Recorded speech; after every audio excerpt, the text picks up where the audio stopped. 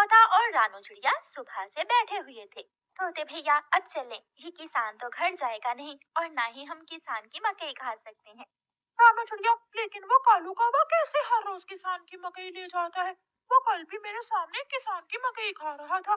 मैंने पूछा तो कहने लगा ये किसान के खेत से लाया हूँ। वो एक नंबर का चोर है, किसी न किसी तरह वो मकई चोरी करके ले जाता होगा। किसान खेत में काम कर रहा था और चिड़िया और तोता बिना मकई खाए ही जंगल वापस चले जाते हैं। हाँ भी तोते और चिड़िया, बताओ क्या आज तुमने किसान के खेत से मकई खाई है? ना ना, हम तो सुबह से दोपहर तक पेड़ पर बैठे रहे, लेकिन वो किसान है कि घर गया ही नहीं और हम थक हार कर बिना मकई खाए ही जंगल लौट आए। मैं तो जा रहा हूँ, पेट भर मकई खाऊंगा भी और अपने साथ भी लेकर आऊंगा। कालू कौवा इंसानों की बस्ती की तरफ जाता है। कालू कौवा किसान के खेत में जाकर किसान से कहता है, किसान किसान, तुम्हें तुम्हारी पत्नी घर बुला रही है, तुम्हारे घर में मेहमान आए हैं। अच्छा, तो मैं जल्दी से घर जाता हूँ। काफी शुक्रिया जो तुमने मुझे बता दिया। किसान अपने घर चला जाता है और कौवा मजे मजे से किसान के खेत से मकई खाने लगता है। नहीं, मैंने तो आपको नहीं बुलाया। क्या मेहमान नहीं आए थे? तो फिर उस काले कौवे ने मुझसे झूठ क्यों बोला? कौवा झूठा है, मैंने तो उसे नहीं भेजा। कौवा पेट भरकर मकई खाता है और कुछ मकई अपने साथ लेकर वापस जंगल लौट जाता है। कौवे कौवे, एक मकई का भुट्टा मुझे भी दे दो। ना ना, मैं तो मकई का भुट्टा किसी को नहीं दूंगा, बहुत मुश्किल से लाया हूँ मैं। कौवा चिड़िया के सामने बैठकर मकई का भुट्टा खा रहा था और चिड़िया के मुंह में पानी आ रहा था।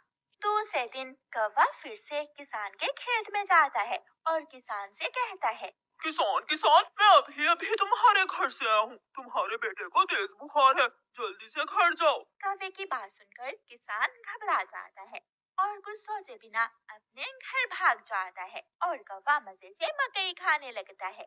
कहाँ है मेरा मुन्ना? मुन्ना तो बाहर खेलने गया हुआ है। क्या मेरा मुन्ना ठीक है?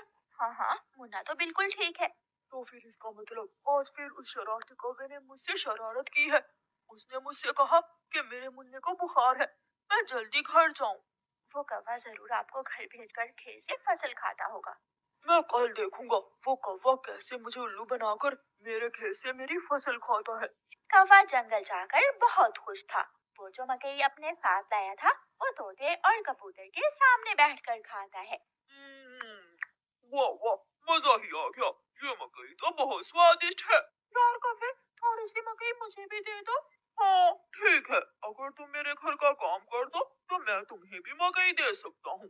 मैं भी करूँगा, मैं भी कौवे आपके घर का सारा काम करूँगा, मुझे भी मकई दे देना। ठीक है, तो फिर जल्दी से मेरे साथ आ जाओ।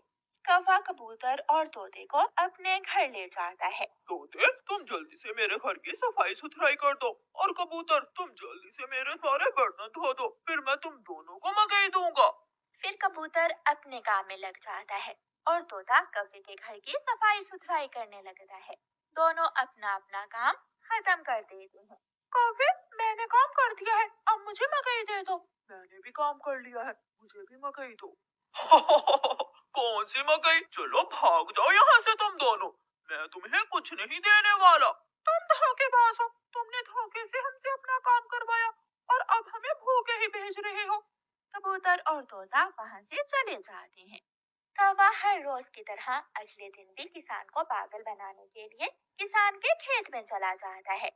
कौवा किसान के पास जाता है और किसान से कहता है, किसान किसान, मैं अभी अभी देखकर आया हूँ, तुम्हारी गाय जंगल की तरफ जा रही है, शायद उसकी रस्सी टूट गई होगी। मेरी गाय को तो शेर खा जाएगा। कौवे, मैं जल्दी से जाकर अपनी गाय को बचाता हूँ। किसान वहां से जाता है। लेकिन आज किसान थोड़ी दूर जाकर पेड़ के पीछे छुप जाता है। कौवा किसान के खेत में जाकर मकई खाने लगता है। तो ये कौवे का बच्चा इसलिए मुझे हर रोज किसी न किसी तरह खेत से भेज देता है। जब तक मेरे पास बड़ा दिमाग है, मुझे किसान की फसल खाने से कोई नहीं रोक सकता। किसान के पास बंदूक थी।